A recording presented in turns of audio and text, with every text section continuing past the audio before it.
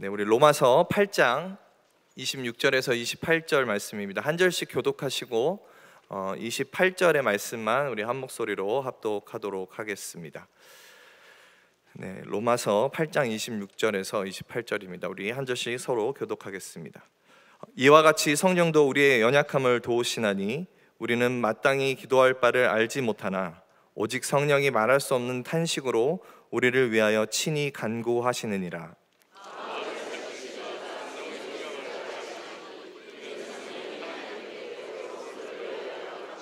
우리 함께 읽겠습니다.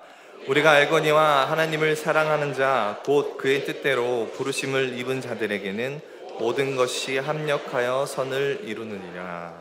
아멘. 네, 우리 많은 또 수협에 많은 성도님도 오셨는데요. 우리 한번 주변 좀 바라보시면서 우리 성도님들과 서로 교제하면서 한 잠깐 인사했으면 좋겠습니다. 오늘 하나님이 당신과 함께 하십니다. 우리 서로 이렇게 인사했으면 좋겠습니다. 우리 위층에서도 하나님이 당신과 함께 하십니다. 우리 서로 인사했으면 좋겠습니다. 네, 오늘 본문이 속해 있는 이 로마서 8장은 여러분도 동감하실 텐데 아마 8장을 성경책 있으신 분들은 쭉 보시면 아마도 로마서 말씀 중에서 그리스도인들이 가장 많이 좋아하고 또 많이 사랑하는 그런 장이라고 생각을 합니다. 근데 그 전장을 좀 먼저 보면 사도 바울이 로마서 7장에서는 율법에 대해서 좀 집중적으로 이야기를 했어요. 율법에 대해서 이야기를 하고, 그리고 로마서 8장에 넘어와서는 우리 안에 계시는 거하시는 성령님에 대한 이야기가 주된 내용으로 이렇게 8장이 전체적으로 흘러갑니다. 그거를 뒷받침해 주듯이 7장에서는 성령이라는 단어가 딱 한 번 등장하는데 8장에서는 성령이라는 단어가 19번이나 등장을 합니다. 그래서 7장과 8장이 이 내용적인 측면에서 보면 사도 바울은 7장에서는 좀 율법의 어떤 연약함 그런 부분들을 이야기하고 8장에서는 성령님의 그 권능, 성령님의 사역에 대해서 대조하듯이 집중적으로 그렇게 풀어가는 걸 우리가 볼 수가 있어요. 그러니까 7장에서는 우리에게는 죄성이 있어서, 우리 인간은 모든 죄성이 있잖아요. 그래서 죄성이 있어서 율법적으로 살아가는 태도로는 결코 그것이 우리의 삶에 도움이 안 된다, 우리에게 능력이 되지 않는다라는 것을 이제 의미를 전달하고 있습니다. 그래서 존 스토트라는 신학자가 있어요. 그 신학자는 이 부분에 대해서 이렇게 좀 설명하는데 한번 보시면 되겠습니다. 율법은 도덕적 투쟁을 하는 우리를 도와줄 수 없다. 그러나 성령님은 지금 우리를 죄와 사망의 법에서 해방시켜 주시는 분이며 종말에 있을 부활과 영원한 영광을 보증해 주는 분이다. 따라서 그리스도인의 삶은 본질적으로 성령 안에서의 삶, 즉 성령님에 의해 활기를 띠고 유지되며 지시받고 풍성하게 되는 삶이다. 성령님이 계시지 않다면 참된 그리스도인의 제자도는 생각할 조차 할 수 없으며 사실상 불가능한 것이다 라고 이렇게 이 로마서 7장 8장을 주해하면서 이렇게 설명하는 것을 볼 수가 있습니다. 이 존 스토트라는 이 신학자의 말처럼 우리 그리스도인의 삶은 본질적으로 우리의 힘으로 감당하는 게 아니죠. 네, 성령님의 도움, 즉 우리가 믿는 하나님의 도움이 없이는 불가능한 이야기입니다. 자, 우리 삶에서 순종을 생각해 볼 때도 지금 계속해서 저희가 이제 부르신 건 순종이죠. 자, 순종을 여러분이 생각해 보실 때도 아마 그렇게 생각할 수 있을 것 같습니다. 이 말에 굉장히 공감이 되죠. 우리가 순종을 함에 있어서, 하나님의 말씀에 순종함에 있어서 우리의 힘으로만 감당할 수 있을까요? 우리의 힘으로만 하나님의 말씀을 순종한다면 어떻게 될까요? 아마 저를 비롯해서 여기 계신 모든 분들이 그 순종의 자리에서 많은 실패를 경험하고 아마 낙담하지 않을까 생각이 듭니다. 자, 오늘 본문 로마서 8장에서도 성령님이 우리를 어떻게 도와주시며 우리를 어떻게 보호하시고 이끌어 가시는지를 이야기하고 있어요. 그래서 저희가 읽은 그 본문 말씀 내용에 보면 성령님이 어떻게 도와주시는지, 성령도 우리의 연약함을 도우시나니 이런 표현도 있고, 성령이 말할 수 없는 탄식으로 우리를 위하여 친히 간구하시느니라 이런 말씀도 있고요. 또 성령이 하나님의 뜻대로 성도를 위하여 간구하심이라 이렇게 말씀이 기록되어 있습니다. 자, 우리가 순종하는 삶을 생각을 해볼 때, 그렇게 순종하는 삶을 살아가는 방법은 다시 말하면 성령님의 도움이 없이는 불가능하다는 겁니다. 제가 대략 기억을 하실지 모르겠지만 아마 4주 전에 제가 말씀을 전하면서 우리 삶의 부르심에 대해서 3가지 영역으로 말씀을 드렸어요.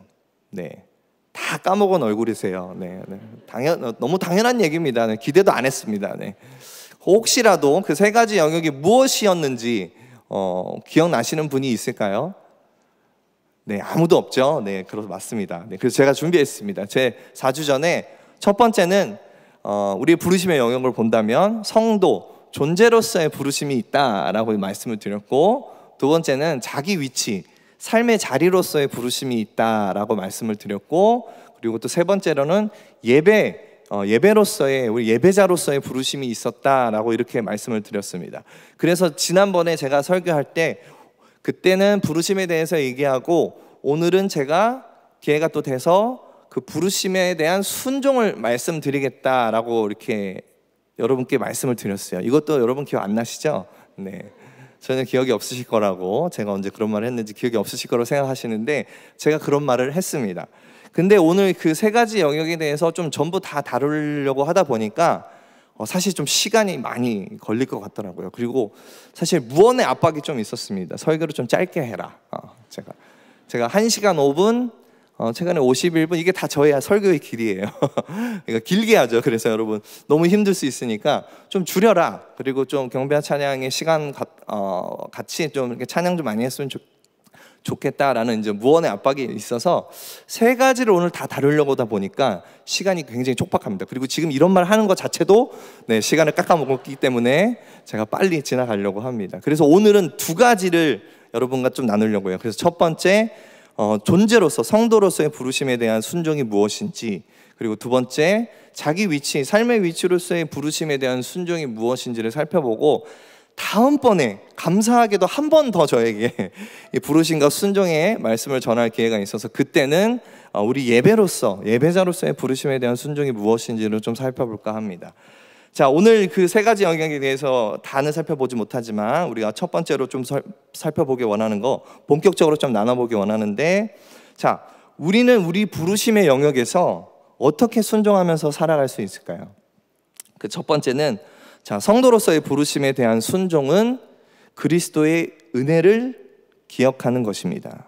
네, 뭐 동의하시죠? 자, 여러분 뭐 문자적으로 봐도 이게 무슨 말인지 아마 다 여러분 감이 오실 겁니다. 자, 제가 지난번에 설교에서도 말씀드렸듯이 성경에서 나오는 대부분의 부르심이라는 단어는 구원으로서의 부르심을 이야기합니다. 그 구원으로서의 부르심은 우리 존재로서의 부르심이죠. 자, 오늘 본문도 마찬가지입니다. 로마서 8장 28절에 언급된 부르심은 그 핵심적인 부분은 바로 구원받은 자로서의 부르심을 이야기하고 있어요. 그런데 사실 이 구원으로서의 부르심 안에 보면, 큰 원이라고 생각을 해보면 우리 삶의 전반적인 모든 부르심이 포함되어 있는 거죠. 그렇죠? 자, 우리가 구원받은 자로서의 부르심을 받았기 때문에 우리의 삶의 위치로서의 부르심이나 이렇게 예배자로서의 부르심이 발생할 수 있기 때문인 거죠. 이해가 되시죠? 자, 구원받은 영원한 나라의 하나님의 자녀로서 부르심을 받지 않았다면 다른 삶의 형태의 부르심은 존재하지도 효력이 없는 부르심이 될 것입니다. 이게 근간이 되는 우리를 향한 부르심이 되는 거죠. 그렇다면 그 부르심을 가능케 한 게 무엇이라고 여러분 생각하십니까? 여러분을 지금 성도라는 존재, 여러분을 하나님의 자녀라고 칭할 수 있는 그 부르심의 그 근간이 되는 그것을 만들어낸 그 효력이 무엇이라고 생각합니까? 그렇죠? 그런 질문이 생길 수 있어요. 여러분 안에 이미 많은 답들이 있을 거예요. 그래서 성도로서 존재로서의 그 부르심은 지난번에도 말씀드렸지만 그저 이 땅에서의 삶에만 국한되어 있지 않습니다. 이 부르심은 영원한 나라의 하나님의 자녀로서의 부르심이라고 말씀을 드렸어요. 그래서 이 짧은 이 생애에 삶에 국한되어 있는 부르심이 아닙니다. 영원한 나라로서의 하나님의 자녀로서, 하나님의 백성으로서의 부르심이라는 거예요. 자, 여러분을 하나님의 자녀라는 이 존재로서의 부르심을 가능케 한 것이 무엇인가요? 네, 여기 여기저기 들립니다. 뭐 예수 그리스도도 나오고, 네, 그렇죠. 제가 미국에 있을 때 몇 주간 사이에 들었던 어떤 죽음에 관한 이야기입니다. 자, 먼저 하나는 젊은 전도사 부부예요. 그래서 자기가 이렇게 섬기는 그 주일날 이른 아침에 자기가 섬기는 교회로 가기 위해, 훈련받는 곳으로 가기 위해서 아침에 차를 끌고 갔습니다. 근데 그날 아침에 술에 만취한 트럭 운전사가 중앙섬을 침범해서 그 부부가 타고 있는 차를 받았습니다. 그래서 그 부부는 그 자리에서 즉사를 했어요. 근데 너무 안타까운 건 그 전도사님 그 아내 되시는 사모님이시겠죠. 그 사모님은 만삭이었어요. 너무 안타까운 일이죠. 그냥 들어도 충격적인 일입니다. 제가 친분이 있지는 않지만 제가 살던 지역에서의 어떤 이제 한인 커뮤니티 안에서 전해졌던 이야기예요. 그리고 또 얼마 되지 않아서요. 제가 또 친분이 있는 분은 아니지만 같은 학교 출신의 어떤 목사님 부부가 이제 사역을 위해서 타주로 이주를 했어요. 근데 이주를 했는데 이제 목사님이 주일날이 돼서 사역을 가기, 이제 목회자들은 보통 주일날 이른 아침에 이제 준비를 해서 사역을 가잖아요. 사역을 하기 위해서 일어났는데 평소처럼 준비를 했습니다, 목사님은. 근데 아내가, 사모님이 계속 자고 있는 거예요. 근데 평소에는 자기보다 먼저 일어나서 준비도 하고 아이들도 챙기고 이러는데 그냥 계속 자고 있더랍니다. 그래서 아내를 깨우려고 갔는데 이미 싸늘한 죽음을 맞이한 상태인 거죠. 밤사이에 심장마비로 그렇게 30대 초반의 사모님이 어린 자녀를 두고 그렇게 하나님의 부르심을 받았습니다. 저는 이 두 가지의 죽음을 한두 주 사이였던 것 같아요. 그걸 이제 접했어요. 이야기를 들은 거죠. 제 지인도가 사실 아니었습니다. 근데 이 죽음들이 저한테 너무나 큰 충격으로 다가왔고, 그리고 하나님께 왜 이 죽음들이 나에게 이렇게 큰 충격으로 다가오고 이렇게 큰 의미로 다가오는지에 대해서 하나님께 계속 이렇게 질문을 했던 그런 시절들이 있었어요. 그러면서 나에게도 뜻하지 않는 죽음들이 다가오고, 혹은 내 가족이나 혹은 누군가가 그렇게 죽는다면, 막 이런 많은 고민들을 했던 것 같아요. 내게 죽음이 다가왔다면 내가 하나님 앞에 섰을 때 나는 하나님께 어떠한 말들을 고백할 수 있을까? 주님 아시잖아요. 주님, 내가 비록 부족하지만 열심히 사역자로 살아왔잖아요. 제가 이렇게 얘기해야 할까요? 만약 누군가가 여러분에게 당신이 영원한 나라의 하나님의 자녀로서의 부르심을 받은 이유가 무엇입니까? 라고 물어보신다면 여러분은 무엇이라고 대답을 하시겠습니까? 어떤 대답을 하시겠어요? 나는 30년간 교회에서 교회학교 교사를 했습니다. 나는 40년 동안 순장을 했어요. 나는 내가 가진 물질로 교회와 어려운 이웃을 도왔습니다. 나는 목회자로 내 삶 전체를 하나님 나라를 위해서 바쳤습니다. 주님, 나는 수많은 자들에게 복음을 전했습니다. 나는 예수 그리스도를 위해서 온갖 수모와 역경을 참아냈습니다. 여러분, 이렇게 고백하시겠습니까? 여러분, 여러분의 존재로서의 부르심, 하나님의 자녀로서의 부르심을 받은 이유, 여러분이 그렇게 부르심을 받을 수 있는 이유 단 한 가지는 앞에 나열하는 그 어떤 이유도 아닙니다. 내가 하나님의 자녀로 부르심을 받을 수 있었던 이유는 단 한 가지입니다. 바로 그리스도의 은혜입니다. 예수 그리스도가 나 같은 죄인을 위해서 죽으셨다라는 그 은혜밖에는 없습니다. 여러분 믿으시죠? 그리고 만약에 반대편으로 생각해 보면, 만약에 누군가가 여러분에게 혹시나 당신은 그렇게 타인을 미워하고 증오하는데, 당신은 그렇게 음란한 삶을 사는데, 당신은 그렇게 부정한 방법으로 돈을 벌어왔는데, 당신은 늘 입술에서 거짓을 이야기하는데, 당신은 늘 타인을 정죄하고 비판하는데 어떻게 당신이 영원한 나라의 하나님의 자녀로서 부르심을 받을 수 있습니까? 그렇게 여러분에게 질문하신다면 여러분 뭐라고 대답하시겠어요? 여기도 마찬가지죠. 우리가 하나님의 자녀로 부르심을 받을 수 있는 이유는 단 한 가지입니다. 단 한 가지. 그리스도의 은혜. 하나님, 나는 죄인입니다. 내가 내 자신을 구원할 수 없습니다. 예수 그리스도가 나 같은 죄인을 위해서 죽으셨다라는 그 은혜밖에는 없습니다. 앞서 말씀드린 어떤 전도사님들의 부부의 죽음과 그 어린 사모님의 갑작스러운 죽음의 사건을 저는 지나가면서 제 마음에도 다시금 새겨진 고백이 있었어요. 주님, 제가 이렇게 엉망으로 살고 하나님이 기뻐하지 않는 모습이지만 내가 하나님의 자녀로 부를 수 있고 내 존재가 하나님의 그 백성이고 하나님의 자녀로 불릴 수 있는 이유는 바로 예수 그리스도의 은혜뿐입니다. 예수 그리스도가 나를 위해서, 나 같은 자를 위해서 죽으셨다라는 그 이유 하나밖에 없습니다. 이런 고백을 제 심령에 다시 좀 새기는 시간이었어요.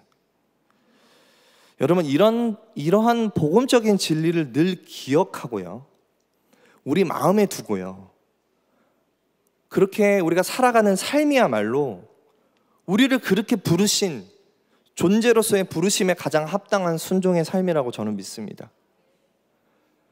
여러분, 이미 영원한 날에 하나님의 자녀로서 여러분 삶을 살아가고 계시죠? 그러면 그러한 우리가 무엇을 기억하고 무엇을 순종하면서 삶을 살아가야 될까요? 바로 하나님의 그 그리스도 예수 그리스도의 십자가의 은혜를 기억하는 것이야말로 가장 기본이 되며 가장 우리에게 필요한 순종의 모습이라고 저는 생각을 합니다. 예수 그리스도께서 나를 구원하시기 위해서 행하신 그 모든 일들을 우리 성도로서의 삶 가운데 반드시 기억되어져야 합니다. 여러분, 오늘 하루를 살면서, 아니 지난 한 주를 살면서 예수 그리스도가 여러분을 위해서 구원하신 그 역사들을 얼마나 묵상하고 기억하셨습니까? 여기 있는 저부터가 그리스도의 은혜에 대해서 망각한 채 살아간 그런 연약한 모습이 있었습니다. 저는 지금 현재 제가 소그룹으로 형태로 성경 공부를 하는 두 그룹을 인도를 하고 있습니다. 하나는 제가 담당하고 있는 이제 하모니 신혼부부의 남자 제자반을 담당하고 있고요. 또 하나는 제가 같이 찬양 사역을 하는 우리 인모스트 팀이라고 젊은이 4부 예배 때 드리는 찬양팀에서 같이 성경 공부를 하고 있어요. 근데 여러분, 뭐 제자반을 받아보신 분들도 아실 수 있고 제자반을 받고 있는 분들도 아시겠지만, 사실 그 공부하는 내용들을 보면요, 이미 훈련생들과 또 지금 찬양팀 친구들과는 요한 1서를 같이 공부하고 있는데, 그 사실 내용을 보면 이미 청년들도 다 아는 내용입니다. 뭐 제자반 같은 경우 지금 교리 파트를 이렇게 지나가고 있는데 내용이 뭐냐면 이런 거예요. 예수 그리스도는 누구인가? 뭐 예수님의 인성과 신성을 가지신 분이시고, 또 우리는 어떠한 사람들인가? 죄인이고, 예수님은 십자가에 죽으시고 또 부활하셨고, 또 이런 내용이에요. 여러분, 이거 모르시는 분 여기 계십니까? 이거 난 전혀 몰랐다, 새로운 사실이다. 뭐 제자반에서 뭐 엄청난 걸 배우는 것 같죠? 그렇지 않습니다. 자, 그리고 요한서신 같은 경우도 말씀을 보면 예수님은 누구신가? 참 하나님, 너희가 처음 들었던 그 복음 그대로다. 예수님은 신성과 인성을 가지시고 우리를 사랑하시는 하나님이시다. 뭐 이런 내용들입니다. 자, 솔직히 얘기하면 제자반은 뭐 자기가 헌신해서 그 내용들을 듣기 때문에 열심히 듣는데, 우리 같이 찬양사역하는 청년들은 제가 억지로 클래스를 끌고 가고 있거든요. 일주일에 토요일날 연습 있는 토요일날 와서 이제 이렇게 가르쳐요. 그러면 막 한 40-50분을 막 제가 혼자 얘기해요. 그럼 표정이, 어떤 친구들은 열심히 듣는 친구들도 있고, 또 어떤 친구들은 또 다 아는 내용 같고 너무 시시한 거죠. 뻔한 내용들이고 또 재미도 없을 수도 있고요. 뭐 제가 뭐 잘 못 가르쳐서일 수도 있겠지만 그렇습니다. 그래서 제가 그 친구들이나 제자반을 하시는 분들에게 늘 하는 얘기가 있어요.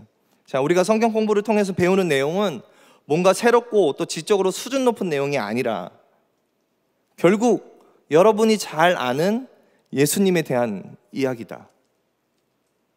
여러분 성경을 봐라. 주로 무슨 이야기를 하고 있냐? 결국 예수님에 대한 이야기가 아니냐? 그게 바로 하나님의 말씀이고 하나님의 복음이다. 내가 잘 아는 이야기가 뭔가 시시해 보이고 뻔해 보이는 이야기를 여러분이 지금 이 자리에서도 듣는 것 같지만 결국 예수 그리스도에 관련된 말씀이 우리에게 가장 필요하고 우리 삶에 가장 중요하고 우리 인생 가운데 가장 복된 말씀인 줄 믿습니다. 여러분, 그렇게 수없이도 들려오는 예수님의 말씀 있죠? 너무 뻔한 내용들이잖아요. 예수님은 사람이셨고 예수님은 반면 하나님이셨다. 이러한 분이 우리를 사랑하신다. 나를 위해 이 땅 가운데 오셨다. 수없이 수백 번 수천 번 들은 이야기 아닙니까? 근데 여러분, 그 예수님에 관한 말씀을 듣는 게 그 시간이 여러분 인생에서 가장 복된 시간이에요. 여러분 인생에서 수백 번, 수천 번, 수만 번 들린다 할지라도 그 이야기가 여러분에게 여러분 인생의 가장 소중한 이야기라는 겁니다. 그거를 기억하는 것이 여러분, 우리가 하나님의 자녀로서 성도라는 존재로서 부르심을 받은 자로서의 가장 순종적인 모습이 바로 그 은혜를 기억하는 겁니다. 요한일서 이런 말씀이 있습니다. 우리 다 같이 한번 읽어볼까요? 자, 너희는 처음부터 들은 것을 너희 안에 거하게 하라.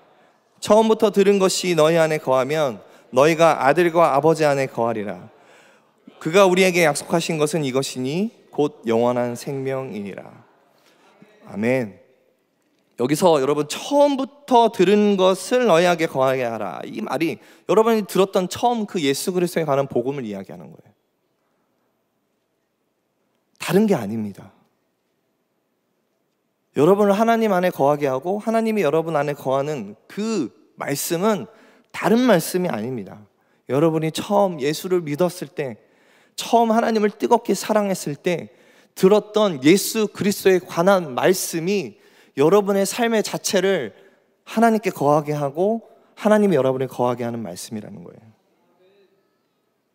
바로 나 같은 죄인을 위해서 예수 그리스도께서 비천한 몸을 입으시고 이 땅 가운데 오셔서 온갖 수모와 고초를 당하시고요, 십자가에 못 박혀 돌아가신 그 사실이죠. 그리고 그 구원을 완성하기 위해서 부활하시고 승천하셔서 다시 오실 날을 그 약속하신 그 사실이 바로 그리스도의 은혜라는 겁니다. 여러분, 이러한 사실을 여러분의 삶에서 얼마나 기억하고 여러분의 마음에 두고 계십니까? 이러한 사실을, 이러한 진리를 우리 마음에 두고 우리 입술에 두고 사는 삶이야말로 바로 성도로서의 부르심에 대한 순종적인 삶입니다.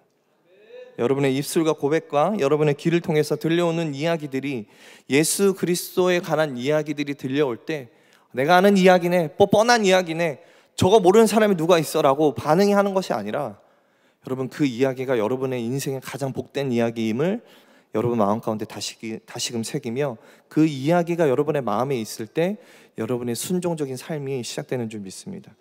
자, 두 번째로 순종을 살펴볼 시간입니다. 두 번째, 삶의 위치로서의 부르심에 대한 순종은 하나님과의 동행을 신뢰하는 것입니다.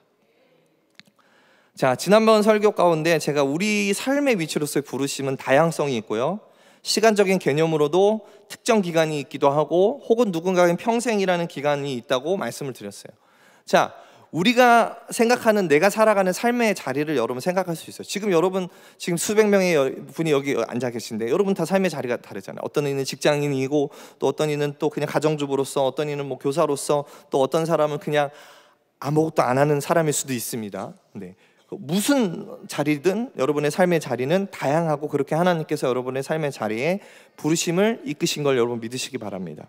자, 그러면 순종의 의미를 하나님의 말씀에 대한 반응적인 행위로의 개념으로 만약에 본다면요, 자, 다시 한번 말씀드리면 순종의 의미를요, 우리가 지금 생각하는 순종의 의미를 하나님의 말씀에 대한 우리가 반응하죠, 반응의 행위로서의 개념, 내가 어떤 행동을 한다든지 이런 개념으로 보면, 사실 순종에 대해서 여러분에게 설교를 하려면 여러분의 한 분 한 분의 삶이 어떠한지를 내가 알아야 돼요.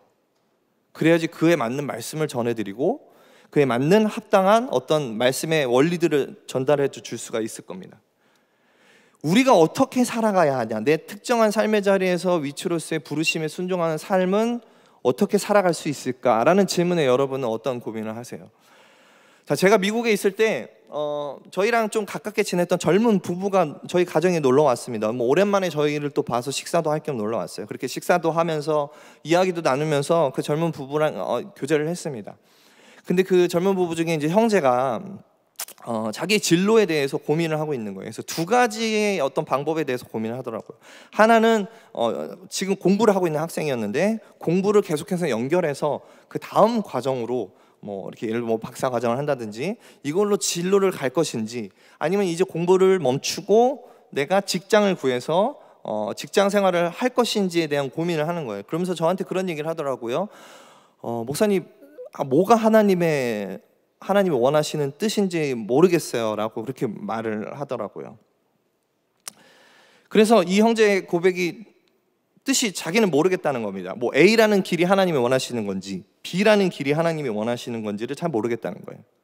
그래서 뭐 자기가 기도도 해보고 다 했는데, 그래서 저는 형제에게 이런 말을 먼저 했습니다. 내가 봤을 때 뭐 두 가지 다 좋은데, 뭐 제게 애매모호한 답변이죠. 이게 교묘하게 어떤 그 하나님의 뜻을 제가 전하기에 애매해서 피해가는 방법처럼 보일 수도 있어요. 자, 근데 사실 저는 이렇게 그 다음에 이렇게 말씀을 나눴습니다. 사실 하나님이 때로는, 그렇죠, 어떤 특정한 길로 인도하시는 경우도 있습니다. 그렇죠, 어떠한 분명한 길을 제시하는 경우도 있어요. 근데 그럴 때는 하나님이 그 길을 통해서 이루고자 하는 어떤 하나님의 마음을 우리에게도 나타내시고, 또 특별한 어떤 사인이라든지 뭐 기도할수록 마음이 그쪽으로 결정된다든지 다른 사람들을 통해서 그런 것들을 하나님께서 전달을 해주신다든지 다양합니다. 그래서 우리의 그런 어떤 특정한 길을 갈 때 하나님이 인도하실 때 그런 방법을 씁니다. 근데 하지만 여러분 신앙생활을 하면서 그러한 경우들이 몇 번이나 있으셨나요? 나는 매번 그랬다 이러신 분은 굉장한 놀라운 하나님의 은혜를 경험하시는 분이라고 생각합니다. 하지만 우리의 인생의 많은 결정 앞에서 내가 어떤 결정을 하기에 또 그 동기도 잘 살펴봐야 되겠죠. 내가 이러한 결정을 하는 그 동기, 내 마음의 어떤 정말 순수한 내 마음도 잘 살펴봐야 되겠지만, 사실 저는 그보다도 더 중요한 것이 하나 더 있다라고 생각을 합니다. 그래서 그렇게 그 형제와 나눴어요. 사실 우리 마음 가운데는 내가 A라는 길을 선택하든 B라는 길을 선택하든 하나님께서는 솔직히 이렇게도 말할 수 있을 것 같아요. 하나님께서는 별 상관 안 하실 것 같다. 하나님이 원하시는 건 뭐냐면요, 내가 A라는 삶의 위치를 선택하든 B라는 삶의 위치를 선택하든 내가 어느 길을 가든 하나님을 신뢰하겠다라는 그 마음이 있으면 하나님은 우리가 어느 길을 가든 우리와 동행하시고 우리와 함께 하신다는 거예요. 여러분이 걷는 그 길에 하나님이 나와 함께 하시는구나, 그러한 하나님이 나와 함께 하시는 하나님을 내가 신뢰하는구나, 그 믿음이 있을 때 우리 삶의 위치로서의 부르심은 내가 어느 곳에 위치하느냐가 중요한 게 아니라 내가 어느 곳에 있든지 내가 믿는 하나님을 신뢰하고 믿고 따르는 삶이 더 중요하다는 겁니다. 근데 이런 경우는 있겠죠. 우리가 삶의 자리를 두는 곳이 뭐 하나님의 정말 말씀에도 비추어 봤을 때 하나님의 뜻에 부합하지 않는 어떤 뭐 죄성이라든지 뭐 그런 부도덕함이 자리가 있다면 그런 자리들은 우리가 말씀을 가지고 당연히 거부해야 되겠죠. 그렇죠? 뭐 죄와 관련된 일이라든지 지나친 세상의 문화와 근접한 어떤 일이라든지, 그렇죠? 제가 성장했던 모교회에서 있었던 일입니다. 제 모교회 담임 목사님이 이제 어느 날 개업 예배를 이제 요청을 받으신 거예요. 그래서 개업 예배를 이제 요청을 받으셔서 그날 요식업, 그냥 뭐 어느 음식점 정도라는 정보를 갖고 가신 거예요. 근데 실제로 가보니까 이제 강남에 이제 유흥가가 많은 그런 지역에서 이런 곳에서 또 이렇게 힘들게 하시는구나 이런 생각을 하셨대요. 그래서 음식점이 밀집한 지역이라서 이제 어느 지하로 이렇게 내려가는데 어두컴컴한 지하로 내려가더래요. 그래서 느낌이 이상하다고 이렇게 목사님이 생각하시고, 그래서 문을 열어서 들어가 보니까 더 분위기가 이상한 거예요. 느낌이 일반 음식점 같지 않다라는 거예요, 목사님. 알고 보니까 그 개업 예배 장소가요, 단란주점이었습니다. 여러분이 생각하는 그 단란주점 맞습니다. 자, 이 개업 예배를 요청하신 분은 신앙생활을 시작한 지 얼마 되지도 않았고 그냥 목사님이 오셔서 좋은 말씀 해주시면 예배 드리면 복 받는다 이러니까 주변에서 요청하신 거예요. 근데 담임 목사님 입장에서는 얼마나 황당했겠습니까? 그죠? 세계 최초 단란주점 개업 예배를 드리신 분이 되지 않으셨어요. 그죠? 근데 뭐 담임 목사님께서는 어떡합니까? 개업 예배 요청을 해서 그 자리에 갔으니까 뭐 여기서는 난 예배 못 드립니다 이렇게 하고 나올 수도 없는 상황이고, 그래서 목회자로서 그렇다고 이 장소, 이 단란주점이 주님 잘 되게 해주시옵소서라고 축복할 수도 없는 노릇이고, 그죠? 그래서 고민 끝에 예배를 드리면서 본인이 준비해 갔던 말씀이 아닌 그냥 다른 말씀을 전하시면서 그렇게 잘 설명을 했대요. 하나님께서는 이런 유흥업이나 이런 것들을 기뻐하시지 않는다. 그래서 좋게 표현하셨겠죠. 그래서 어쨌든 뭐 그렇게 말씀을 잘 하고 마무리하고 세계 최초 단란주점 개업 예배를 잘 마쳤답니다. 네. 하나님이 기뻐하시지 않는 이 삶의 위치에 대해서 이렇게 말씀을 통해서 담임 목사님이 전달하신 거죠. 그리고 이제 시간이 좀 지나서 참 감사하게도 그분이 시험에 들지 않고 시간이 흐른 후에 목사님 말씀에 순종하셔서 그 가게를 처분하시고 일반 고깃집을 개업을 하셨대요. 제가 그 고깃집을 가서 먹어봤습니다. 그래서 산 증인입니다. 자, 이런 예화처럼 우리 삶에 하나님이 기뻐하시지 않는 삶의 위치들도 반드시 존재합니다. 그럴 때면 무조건 하나님이 그럼에도 불구하고 나와 하나님이 동행하실 거야 라는 믿음은 하나님의 속성을 전혀 알지 못한 채 무시한 채 어긋난 믿음이라고 볼 수 있는 거죠. 그러나 이러한 경우들이 아니라면 여러분의 삶의 위치로서의 부르심에 대한 순종은 하나님이 나와 동행하시며 나는 하나님과 동행한다라는 그 믿음이야말로 그 여러분의 삶의 위치로서의 부르심의 진정한 순종의 모습이라는 겁니다. 그렇게 동행하는 삶을 통해서 하나님 기뻐하시고 여러분을 통해서 영광 받으시는 그런 은혜로운 하나님을 여러분 기억하시기 바랍니다. 여러분 지금 어떠한 삶의 위치에 살고 계십니까? 여러분 그 길을 가는 동안 지금 내가 하나님과 동행하고 있나? 혹은 내 삶에 지금 하나님이 나와 함께 하시나? 이런 고민들을 좀 하고 계십니까? 내 삶이 비록 자충우돌 맨날 넘어지고 실패하고 내가 하려고 하는 방향대로 잘 되지 않는다 할지라도 그럼에도 불구하고 하나님이 나와 함께 하시는 하나님, 그러한 동행의 하나님을 여러분 믿으시냐는 거예요. 여러분 아브라함은요 처음에 본토 아비 친척집을 떠나라는 분명한 삶의 길에 대한 부르심을 받았어요. 아주 명확한 디렉션을 받았죠. 떠나라고. 그렇죠? 그 다음에 그러나 그 관련된 말씀을 보면 히브리서에 이렇게 기록이 되어 있어요. 믿음으로 아브라함을 부르심을 받았을 때 순종하여 장래 유업으로 받을 땅에 나아갈세. 그 다음에 뭐라고 표현되어 있습니까? 갈 바를 알지 못하고 나아갔다는 말입니다. 여러분 이 자신이 갈 바를 알지 못하고 나아갔다고 성경은 기록합니다. 이 하나님은 아브라함을 이끌면서 무슨 생각을 하셨을까요? 무엇을 말씀하고 싶으셨을까요? 아브라함에게.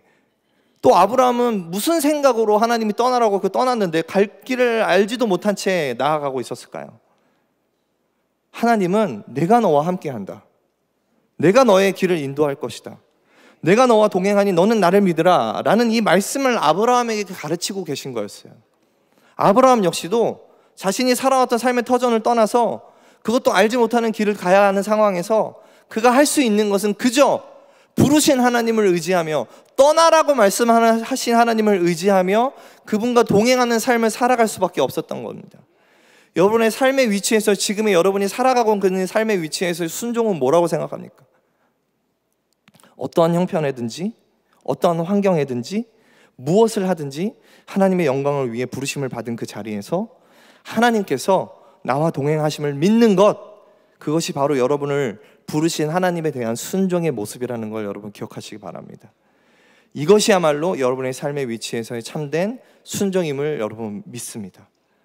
여러분이 어떠한 삶의 위치에서든 여러분 하나님께서는 늘 여러분과 동행하길 원하시고 또 지금 이 순간에도 우리와 동행하는 하나님이심을 우리는 믿습니다.